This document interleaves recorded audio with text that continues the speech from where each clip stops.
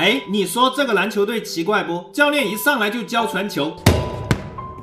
他还想继续，但似乎没那么容易。这时有个大高个慢慢走出，他想干嘛？别紧张，他只是拿起球就上，姿势还挺标准。但他沉默寡言，从不和教练沟通。如果说大高个是奇怪，那么剩下的就是奇葩。教练正指挥，黄毛就斜视远方不动了。教练一脸懵，旁边的胡子男解释他灵魂出窍。教练好奇他什么时候回来，胡子男说只能等。说罢，黄毛就回来了。另一个瘦高个喜欢后仰投篮，但这方向似乎反了。还有个浑身脏兮兮的胖子老是要抱抱，教练嫌弃的推开，因为胖子从不洗澡，太臭了。他们还吐槽教练太矮，没发育。教练赶紧找负责人说不想干，但这事不由他决定，而且球队还被国家联赛邀请，他成了主教练。这是2018年西班牙的篮球冠军，当年1月成为西班牙本土票房冠军。许多智障患者的扮演者现实中也是智障患者，因为这是个真实的励志故事。教练叫马可，前不久还是职业副教练，长期不得志，挺傲慢。在一次比赛上和职业队的主教练发生肢体冲突，而这上了新闻，他被解雇，在酒吧买醉，接着又酒驾，还撞了警车。法官给他2个选择，要么服刑2年，要么社区服务1个月半。马可自然选择后者，于是他就成了这群智障患者的教练。要参加联赛，先从跑步练习。马可说顺着线跑，但他们理解成沿着一条直线跑，于是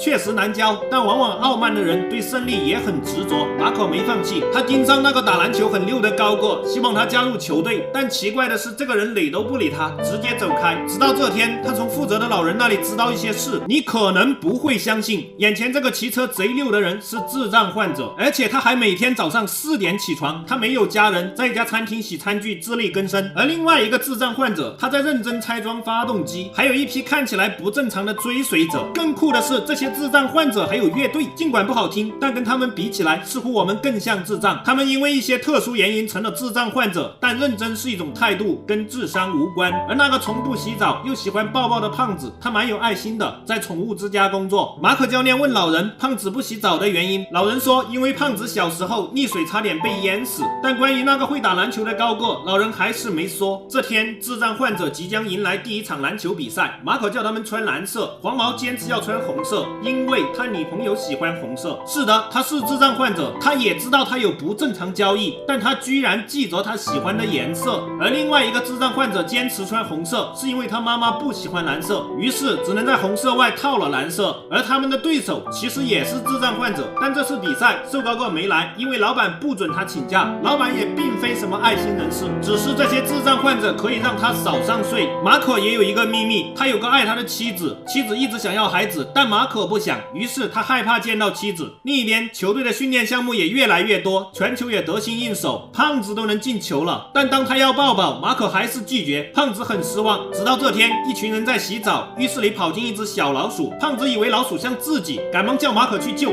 谁知开关坏了，而老鼠跑进下水道，这下胖子更急了。马可突发奇想，他鼓励胖子上前救老鼠。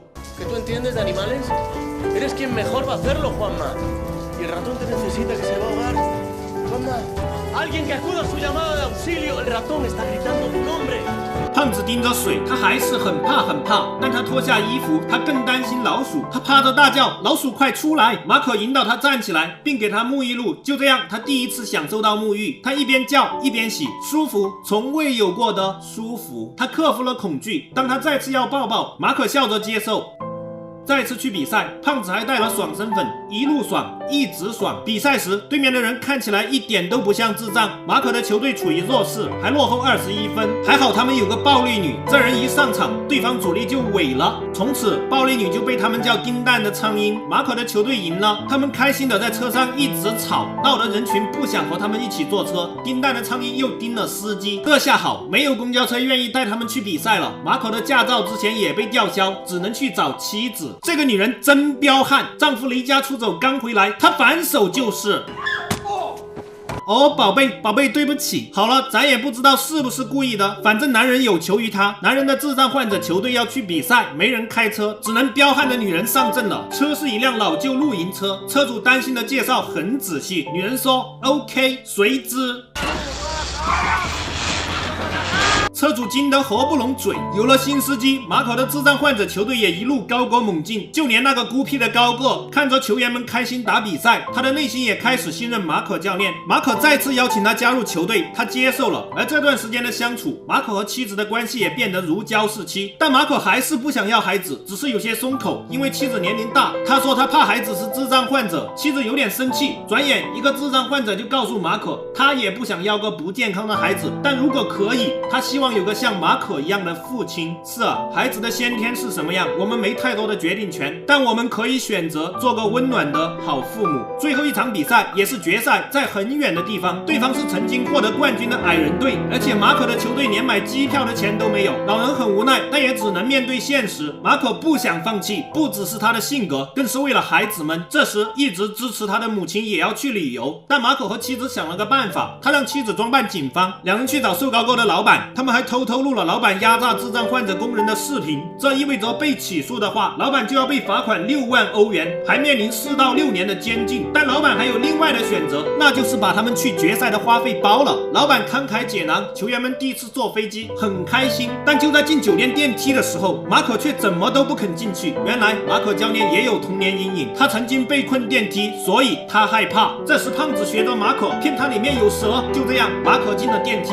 而恐怖的事发生，由于超载，电梯故障，马可吓得要死，智障患者们在里面却开心的跳。等到出来，马可已满头大汗，球员们还在笑，他们用行动告诉他没什么可怕的。马可终于也克服了对电梯的恐惧。决赛这个矮子队有点不一般，这明明就是高个队好吧？马可的球队看懵了。果然比赛一开始他们就落后，但他们凭借着灵活一次次追上。马可在旁边一直鼓励，他们曾经是一群连传球都不会的智障患者，但一直努力走来，他们已经比大多数正常人厉害。最后关头他们还差2分比平。就在这时，瘦高个又犯傻了，他跑到了对面，等到反应过来已经来不及，他只能再次用他喜欢那招。